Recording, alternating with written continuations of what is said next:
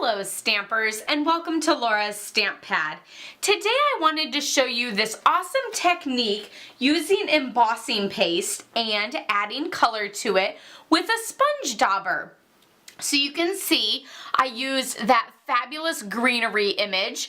This is the mask from the Sweet Soiree decorative masks in the Occasions mini catalog.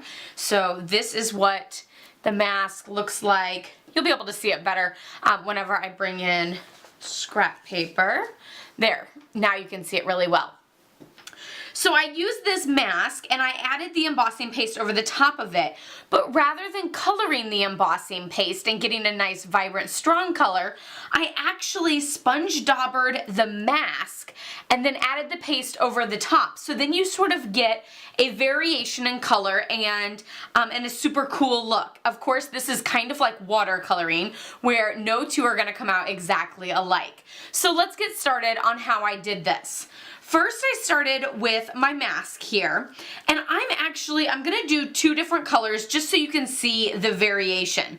So the color of cardstock that I used was actually Pear Pizzazz. So I'm going to take my Pear Pizzazz sponge dauber and I'm gonna ink up like one half of it, and then I'm going to ink up the other half with Old Olive, and I'm going to try to keep them a little bit separate so that you can see the different colors and how, you know, you might want to go same color on same color of cardstock, or you might want to go, you know, a shade darker or something like that. Just, you know, that's all personal preference.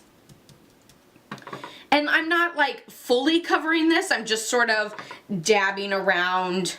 Knowing that my piece of cardstock is about that big, then I want to make sure I go wide enough and tall enough.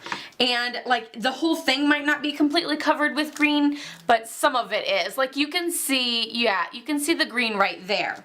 So now I'm just going to do the same right next to it, but in the Old Olive. Okay, and I think with the Old Olive you can actually see it a lot darker. Maybe? Like you can see it's pretty dark like right there.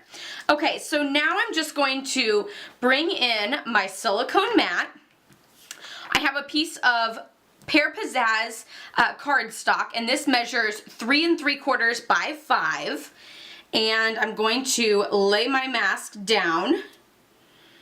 And then now I'm just going to take some of the embossing paste and one of the little palette tools and pick up some paste. And now I'm just going to smear it on like I normally would.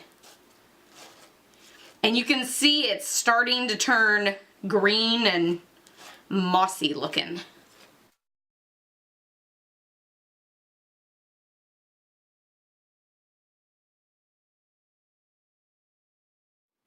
And now when you're done, you can just lift your template off and allow it to dry.